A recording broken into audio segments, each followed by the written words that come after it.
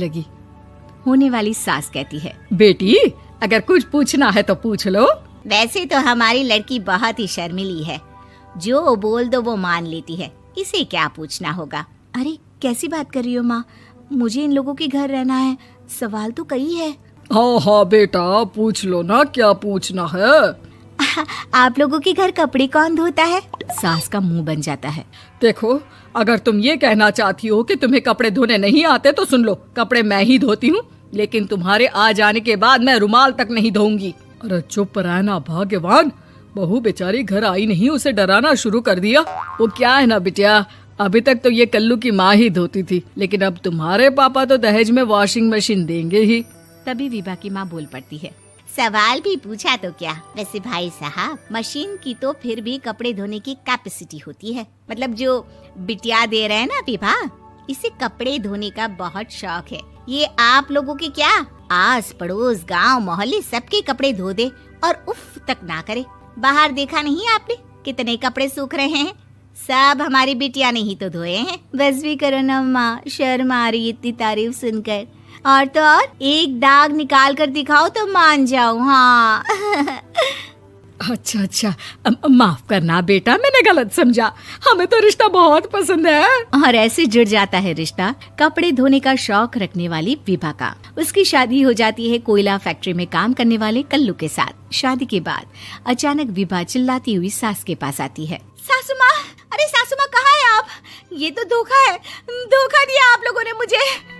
इसे ससुर के चक्कर के बारे में पता चल गया। अरे तो उसमें तुझे क्यों धोखा मिला है? अरे नल में पानी नहीं आता, कपड़े कैसे कब धुलेंगे? अच्छा तू पानी नहीं आ रहा उसकी बात कर रही है। तो आपने क्या सोचा? कुछ नहीं।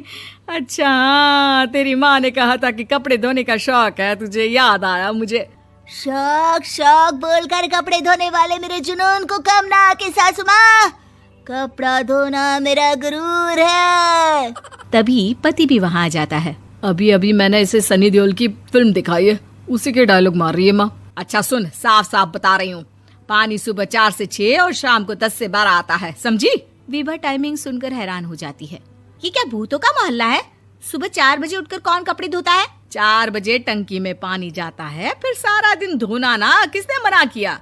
अरे कैसी बात कर रही हैं? 200 लीटर की टंकी में कितने कपड़े धो लूंगी मैं, सुबह ही उठ जाऊंगी मैं। अब क्या था, विभा सुबह 4 से लेकर रात के 12 बजे तक कपड़े ही धोती रहती। एक रोज सास पड़ोस से निकलकर कहीं जा रही होती है कि साथ वाली कहती है, हाँ कल्लू की माँ, जरा ये बताओ कि 2 साड़ी है, 2 ब्लाउज और एक पेटीकोट और एक नाड़े वाला लंबा कच्छा।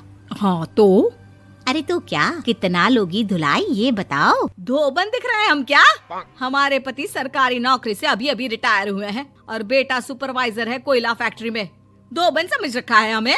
हाय रे कल्लू की अम्मा, माफ कर दो, वो तो मोहल्ले में यही सब बता रहे थे कि तुमने बहू को कपड़ा धुलवाने के काम में लगा दिया है। सास को पड़ोसन की बात सुनकर गुस्सा आ जाता है। वो घर पहुंचती है जहां घर के बाहर ही इतने सारे कपड़े सूख रहे होते हैं जितने कि किसी धोबन के घर पर। अरे ओ कल्लू की दुल्हन, बाहर निकल। माँ जी यहीं आ जाओ, बाथरूम में चादर धो रहे हैं हम। अरे अभी हम धोते हैं, तुमको बाहर निकलो। ये आस पड़ोस वाले बोल रहे हैं कि हम बहू से कपड़े धुलवा कर उसे कपड़ा धोने वाली बना दिए हैं। अरे छोड़ो ना माँ जी, किन लोगों की बातों में आती हो? आस पास के लोगों का तो काम ही होता है कि वो किसी तरह सास बहू को लड़ा दे। बहू सारे घर के कपड़े धोती है, ये क्या कम है? बोलिए। सास को भी लग जाता है कि वो बहू का ये सनकीपन नहीं छुड़वा सकती, इससे अच्छा है कि खुद ही चुप हो जाए। एक रोज सास और बहू मंदिर जाते हैं, जहाँ सास की साड़ी वहाँ खड़ी भीख मांगने वाली से मिलती है। माँ जी क्या बात है, आपकी साड़ी उस भिखारन से कितनी मिल रही है ना? हाँ देखो तो दोनों की साड़ी मिल रही है। क्या बात है कल्लू की अम्मा, तुम खुद को तो अफसर की बीवी बताती हो और ऐसी सिंपल सी प्लेन साड़ी पहनकर घूमती हो। सिंपल और प्लेन नहीं है ये साड़ी। तो क्या सोने के धागे से फूल बने हैं? कुछ भी सासू माँ, कुछ भी। हाँ बने थे इस साड़ी में सोने के धागे से फूल। मेरे पति लेकर आए थे मद्रास से स्पेशली मेरे लिए 10,000 की। ताहे भाई साहब इस भिखारन के लिए भी सेम टू सेम साड़ी लेकर आए होंगे 10,000 की। सास उस वक्त कुछ नहीं कहती, लेकिन बहू के साथ घर आती है और अलमारी से एल्बम निकाल कर लाती है। ये साड़ी देख रही है, ये वही साड़ी है जिसे मैंने अभी पहना था। इस साड़ी में ये जो चमकदार फूल दिख रहे हैं ना, ये सोने के धागों से काढ़े गए हैं। लेकिन तू लोकल वॉशिंग मशीन ब्रश से घिस घिस कर सारे फूलों को निकाल कर साड़ी प्लेन कर दी।